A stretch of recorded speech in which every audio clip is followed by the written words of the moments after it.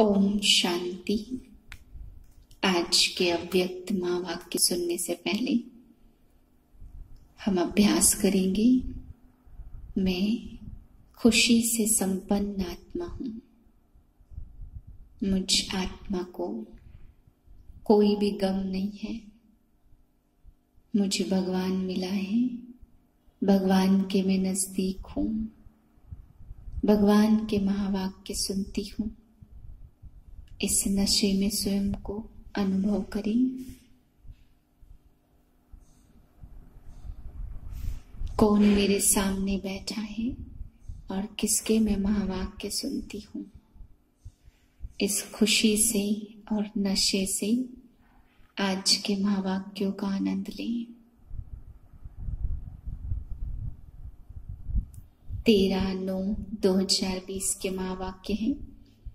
Revise date है 22/3/86 सन की। Topic है सुख शांति और खुशी का आधार पवित्रता। बाबा ने आज हम बच्चों को समझाया है कि दुनिया में जिसको असंभव कहते हैं वह तुम बच्चों ने संभव करके दिखाया है। पवित्रता को धारण करना और वह भी ग्रस्त जीवन में, ये सभी दुनिया में महान से महान आत्माओं ने असंभव बताया।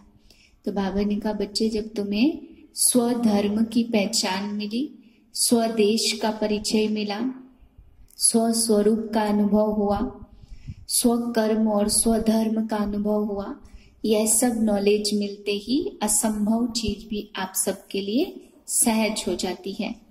क्योंकि आप बच्चे पवित्रता के आधार पर ही सुख शांति का अनुभव करते हैं। फिर बाबा ने कहा बच्चे, पवित्रता अगर है तो सुख शांति तो स्वतः ही आपके पास बिन मांगे ही दौड़ी चली आएगी। जहां माँ है वहां बच्चे जरूर आते हैं। बाबा ने कहा बाप दादा देखते हैं कि बाप के ही बच्चे अल्पकाल की चीजों के लिए दुनिया में कितना प्रयत्न करते हैं कि यहाँ से सुख मिल जाए या शांति मिले या ये मिले। थोड़ा सा सुख कहीं से मिलता भी है तो अल्पकाल के सुख के साथ साथ क्या मिलता है? भय और चिंता। ये दोनों दुख के कारण भी सबको साथ साथ मिलते हैं। तो बाबा ने कहा बच्चे, जहां भय है वहां कभी भी शांति नहीं हो सकती और जहां चिंता है वहां पर चैन नहीं हो सकता। इसलिए तुम बच्चों को दुख के कारण भी पता चल गए हैं कि दुख का कारण क्या है? भय और चिंता। और सुख का और शांति का कारण क्या है? पवित्रता। तो बाबा ने कहा बच्चे, जब कारण भी पता चल गया और दुख का निवारण भी पता चल गया तो तुम बच्चों के लिए सुख शांति और खुशी बहुत सहज है। अपने आप ही तुम आत्माओं के साथ सामने दौड़ी चली आएगी। फिर बाबा ने आज संगठन के महत्व के बारे में बताया कि हम बच्चों को एक ने कहा, दूसरे ने माना, दूसरे ने कहा, तीसरे ने माना। ऐसे जब हमें एक रस संगठन की शक्ति आएगी तभी हम बाप का नाम बाला कर सकते। बाबा ने कहा बच्चे, एक ही समय पर जब ऑर्डर होंगे कि एक ही इशारे पर सभी चलेंगे, एक ही शुद्ध संकल्प में जब एक रस स्थिति में स्थित होने के लिए कहा जाएगा और तुरंत जब उस संगठन में सभी एक रस स्थिति में स्थित हो जाएंगे तभी बाप का नाम वाला भी होगा और तभी चारों ओर वाह वाह के नगाड़े बजेंगे। ऐसे बाबन का बाप की प्रत्यक्षता होगी। जब एक एक आत्मा में बाप दिखाई देने लगेगा, बाबा के संस्कार दिखाई देने लगेंगे, तब बाप का नाम भी और शिव शक्ति का भी नाम वाला होगा। आज बाप दादा अपने चारों ओर के सर्व होलीनेस और हैप्पीनेस बच्चों को देख रहे हैं। इतने बड़े संगठित रूप में ऐसे होली और हैप्पी दोनों विशेषता वाले इस सारे ड्रामा के अंदर और कोई इतनी बड़ी सभा इतनी बड़ी संख्या में नहीं हो सकती है। आजकल किसी को भल होली हाईनेस या होलीनेस का टाइटल देते हैं, लेकिन प्रत्यक्ष प्रमाण के रूप में देखो तो पवित्रता महानता दिखाई नहीं देती। बाप दादा देख रहे थे इतनी महान पवित्र आत्माओं का संगठन कहाँ हो सकता है। हर एक बच्चे के अंदर यह दृढ़ संकल्प है, ना सिर्फ कर्म से लेकिन मन वाणी कर्म तीनों से ही पवित्र बनना है। तो यह पवित्र बनने का दृढ़ संकल्प कहाँ भी रह नहीं सकता, अविनाशी हो नहीं सकता, सहज हो नहीं सकता। और आप सभी पवित्रता को धारण करना कितना सहज समझते हो, क्योंकि बाप दादा द्वारा नॉलेज मिली और नॉलेज की शक्ति से जान लिया कि मुझ आत्मा का अनादि और आदि स्वरूप पवित्र है ही। जब आदि अनादि स्वरूप की स्मृति आ गई तो यह स्मृति समर्थ बनाए सहज अनुभव करा रही है। जान लिया कि हमारा वास्तविक स्वरूप पवित्र है, यह संग दोष का स्वरूप पवित्र है, तो वास्तविकता को अपनाना सहज हो गया ना। स्वधर्म, स्वदेश, स्वपिता और स्वस्वरूप और स्वकर्म सबकी नॉलेज मिली है। तो नॉलेज की शक्ति से मुश्किल अति सहज हो गया है। जिस बात को आजकल की महान आत्मा कहलाने वाले भी असंभव समझते हैं, अननेचुरल समझते हैं, लेकिन आप पवित्र आत्माओं ने उस असंभव को कितना सहज अनुभव कर लिया। पवित्रता को अपनाना सहज है व मुश्किल है। सारे विश्व के आगे चैलेंज से कह सकते हो कि पवित्रता तो हमारा स्वस्वरूप है। पवित्रता की शक्ति के कारण जहाँ पवित्रता है वहाँ सुख शांति स्वतः ही है। पवित्रता फाउंडेशन है, पवित्रता को माता कहते हैं। सुख शांति का आधार पवित्रता है। उस फाउंडेशन को जो नहीं जानते, इसलिए पवित्रता का फाउंडेशन मजबूत न होने के कारण अल्पकाल के लिए सुख शांति की प्राप्ति होती भी है, लेकिन अभी अभी है और अभी अभी नहीं। सदा काल की सुख शांति की प्राप्ति सिवाय पवित्रता के असंभव है। आप लोगों ने फाउंडेशन को अपना लिया है, इसलिए सुख शांति के लिए भाग दौड़ नहीं करनी पड़ती है। सुख शांति पवित्र आत्माओं के पास तो स्वयं स्वतः आती है। जैसे माँ के पास बच्चे स्वतः जाते हैं, तो इस पुरानी दुनिया के बादशाह नहीं लेकिन बेगमपुर के बादशाह बन गए।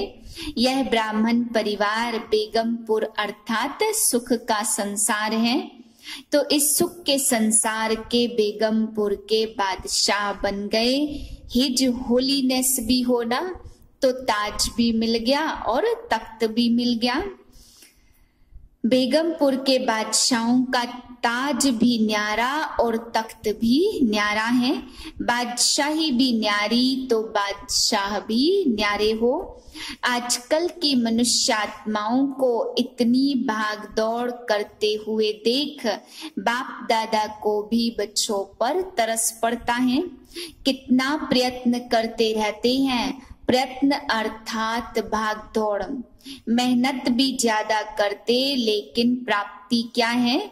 सुख भी होगा तो सुख के साथ साथ कोई न कोई दुख भी मिला होगा, और कुछ नहीं तो अल्पकाल के सुख के साथ चिंता और भय दो चीजें हैं। अभी आप समस्याओं का समाधान करने वाले समाधान स्वरूप बन गए हैं ना, तो समस्याएं आप लोगों से खेलने के लिए खिलौना बन करके आती है। डराने नहीं, खेल करने आती है। घबराने वाले नहीं हो। हाथी के पांव में अगर चींटी आ जाए तो दिखाई देगी। तो आजकल जैसे बच्चों को खेल कराते हैं ना, तो समस्याएं भी आप सर्वशक्तिमान महारथी के आगे चींटी के समान है। खेल समझने से खुशी रहती, लेकिन खेल के हिसाब से खुशी खुशी करेंगे तो आप सबके लिए समस्या चींटी समान हो जाएगी। बच्चों को हिसाब करने दो तो तंग हो जाते हैं। जहाँ पवित्रता सुख शांति की शक्ति है, वहाँ स्वप्न में भी दुख अशांति की लहर नहीं आ सकती। शक्तिशाली आत्माओं के आगे दुख और अशांति हिम्मत नहीं रख सकती है आगे आने की। पवित्र आत्माएं सदा हर्षित रहने वाली आत्माएं हैं। यह सदा स्मृति में रखो। अनेक प्रकार की उलझनों से भटकने से, दुख अशांति की जाल से निकल आए, क्योंकि सिर्फ एक दुख नहीं आता, लेकिन एक दुख भी वंशावली के साथ आता है। तो उस जाल से निकल आए, ऐसे अपने को भाग्यवान समझते हो। आज ऑस्ट्रेलिया वाले बैठे हैं। ऑस्ट्रेलिया वालों की बाप दादा सदा ही तपस्या और महादानीपन की विशेषता वर्णन करते हैं। सदा सेवा के लगन की तपस्या अनेक आत्माओं को और आप तपस्वी आत्माओं को फल दे रही है। धरनी के प्रमाण विधि और वृद्धि दोनों देखकर बाप दादा एक्स्ट्रा खुश हैं। ऑस्ट्रेलिया है ही एक्स्ट्रा ऑर्डिनरी। त्याग की भावना सेवा के लिए सभी में बहुत जल्दी आती है, इसलिए इतने सेंटर खोले हैं। जैसे हमको भाग्य मिला, ऐसे औरों का भाग्य बनाना है। दृढ़ संकल्प करना, यह है तपस्या। तो त्याग और तपस्या की विधि से वृद्धि को प्राप्त कर रहे हैं। सेवा भाव अनेक हद के भाव को समाप्त कर देता है। यही त्याग और तपस्या का आधार बना है, समझा। संगठन की शक्ति है, एक ने कहा और दूसरे ने किया। ऐसे नहीं एक ने कहा और दूसरा कहे कि यह कैसे हो सकता। इसमें संगठन टूटता है। एक ने कहा और दूसरे ने उमंग से सहयोगी बन प्रैक्टिकल में लाया, तो यह है संगठन की शक्ति। पांडवों का भी संगठन है, कभी तू मैं नहीं, बस बाबा बाबा कहा तो सब खिटखिट समाप्त हो जाती है। तू मैं मेरा तेरा में बाप को सामने रखेंगे तो कोई भी समस्या आ नहीं सकती। और सदा निर्विघ्न आत्माएं तीव्र पुरुषार्थ से उड़ती कला में उड़ते रहेंगे। बहुत काल की निर्विघ्न स्थिति मजबूत स्थिति होती है। बार बार विघ्नों के वश जो होते, उनका फाउंडेशन कच्चा हो जाता। और जो बहुत काल से निर्विघ्न आत्माएं फाउंडेशन पक्का होने के कारण स्वयं भी शक्तिशाली और दूसरों को भी शक्तिशाली बनाती है। कोई भी चीज टूटी हुई को जोड़ने से वह कमजोर हो जाती। बहुत काल की शक्तिशाली आत्मा, निर्विघ्न आत्मा अंत में निर्विघ्न बन पास विद ऑनर बन जाती है या फर्स्ट डिवीजन में आ जाती। तो सदा यही लक्ष्य रखो कि बहुत काल की निर्विघ्न स्थिति का अनुभव जरूर करना है। ऐसे नहीं समझो विघ्न आया मिट तो गया ना, कोई हर्जा नहीं, लेकिन बार बार विघ्न आना और मिटाना, इसमें टाइम वेस्ट हो जाता, एनर्जी वेस्ट होती। वह टाइम और एनर्जी सेवा में लगाओ तो एक का पदम गुना जमा हो जाएगा। इसलिए बहुत काल की निर्विघ्न आत्माएं विघ्न विनाशक के रूप में पूजी जाती हैं। विघ्न विनाशक टाइटल पूज्य आत्माओं का है। मैं विघ्न विनाशक पूज्यात्मा हूँ। इसी स्मृति से सदा निर्विघ्न बन उड़ते चलो और उड़ाते चलो। समझा, अपने विघ्न विनाश किए तो औरों के लिए भी विघ्न विनाशक बनना है। देखो आप लोगों को निमित्त आत्मा भी ऐसी मिली है। डॉक्टर निर्मला को बाबा ने कहा, जो शुरू से लेकर किसी भी विघ्न में नहीं आई, सदा न्यारी और प्यारी रही है, थोड़ा सा स्ट्रिक्ट रहती है, यह भी जरूरी है। अगर ऐसी स्ट्रिक्ट टीचर नहीं मिलती तो इतनी वृद्धि नहीं होती। यह आवश्यक भी होता है। जैसे कड़वी दवाई बीमारी के रूप में होती है, तो ड्रामा अनुसार निमित्त आत्माओं का भी संग तो लगता ही है। जैसे स्वयं आने से सेवा के निमित्त बन गई, ऐसे ऑस्ट्रेलिया में भी आने से ही सेंटर खोलने की सेवा में लग जाते।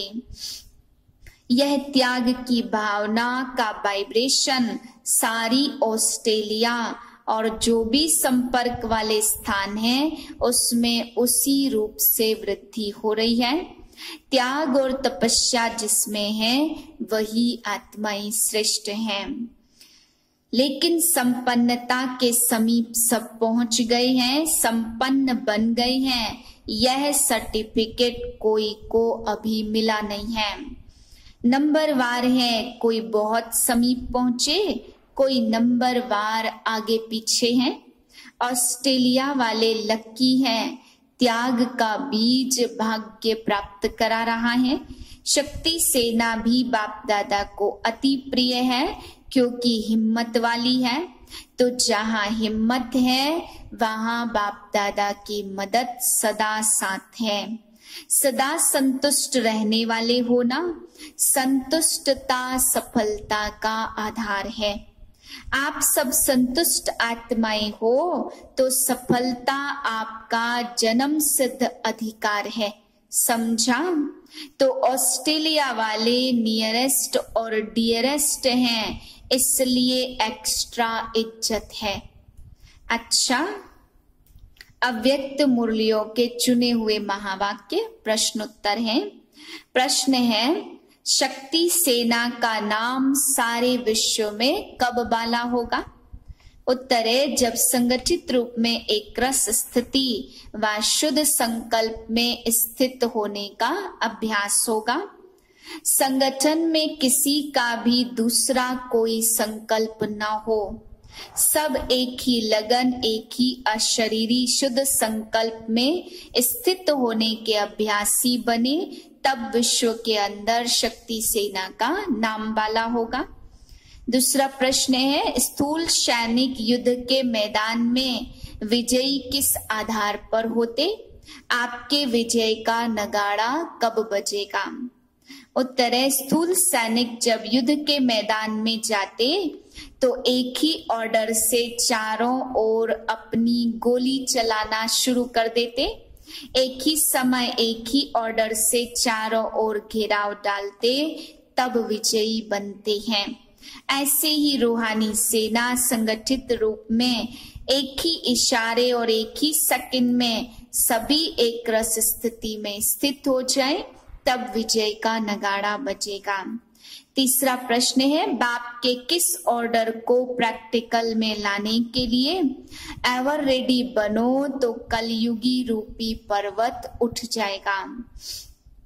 उत्तर है, यह बाप ऑर्डर करेंगे कि सेकंड में एक रस स्थिति में स्थित हो जाओ। जब सभी के सर्व संकल्प एक संकल्प में समा जाए, तब यह कलयुगी पर्वत उठेगा। वह एक सेकंड सदा काल का सेकंड है, ऐसे नहीं कि एक सेकंड स्थित होकर फिर नीचे आ जाओ। अगला प्रश्न है, हर एक ब्राह्मण बच्चे की जवाबदारी कौन सी है? उत्तर है, सारे संगठन को एक रस स्थिति में स्थित कराने के लिए सहयोगी बनना, यह हर एक ब्राह्मण की जवाबदारी है।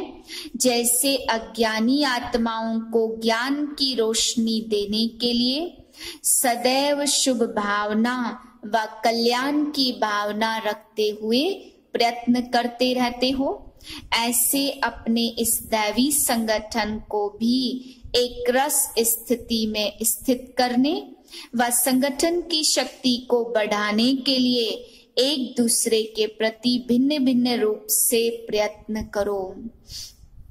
इसके प्लान्स बनाओ। ऐसे नहीं खुश हो जाना है कि मैं अपने रूप से ठीक ही हूं। अगला प्रश्न है, परमात्म ज्ञान की विशेषता क्या है? उत्तर है, संगठन की शक्ति ही इस परमात्म ज्ञान की विशेषता है। इस ब्राह्मण संगठन की विशेषता देवता रूप में प्रैक्टिकल एक धर्म, एक राज्य, एक मत के रूप में चलती है। अगला प्रश्न है, किस एक बात का संपूर्ण परिवर्तन ही संपूर्णता को समीप लाएगा? उत्तर है, हरेक में जो देह अभिमान वाले मूल संस्कार हैं, जिनको आप लोग नेचर कहते हो, वह संस्कार अभी अंश मात्र भी न रहे। अपने इन संस्कारों को परिवर्तन कर बाप दादा के संस्कारों को धारण करना, यही लास्ट पुरुषार्थ है। अगला प्रश्न है, बाप दादा की प्रत्यक्षता किस आधार पर होगी? उत्तर है, जब एक एक में बाप दादा के संस्कार दिखाई देंगे। बाप दादा के संस्कारों को कॉपी कर उनके समान बनो तो समय और शक्तियां बच जाएंगी और सारे विश्व में बाप दादा को सहज प्रत्यक्ष कर सकेंगे। भक्ति मार्ग में तो सिर्फ कहावत है कि जिधर देखते हैं उधर तू ही तू है, लेकिन यहाँ प्रैक्टिकल में जहाँ देखें, जिसको देखें, वहां बाप दादा के संस्कार ही दिखाई दे। वरदान है, रोग के अंश का भी त्याग करने वाले स्वमानधारी पुण्यात्मा भव। स्वमानधारी बच्चे सभी को मान देने वाले दाता होते। दाता अर्थात रहम दिल। उनमें कभी किसी आत्मा के प्रति संकल्प मात्र भी रौब नहीं रहता। यह ऐसा क्यों, ऐसा नहीं करना चाहिए, होना नहीं चाहिए, ज्ञान यह कहता है क्या? यह भी सूक्ष्म रौब का अंश है। लेकिन स्वमानधारी पुण्यात्माएं गिरे हुए को उठाएंगी, सहयोगी बनाएंगी। वह कभी यह संकल्प नहीं कर सकती कि यह तो अपने कर्मों का फल भोग रहे हैं, करेंगे तो जरूर पाएंगे, इन्हें गिरना ही चाहिए। ऐसे संकल्प आप बच्चों के नहीं हो सकते। स्लोगन है, संतुष्टता और प्रसन्नता की विशेषता ही उड़ती कला का अनुभव कराती है। ओम शांति।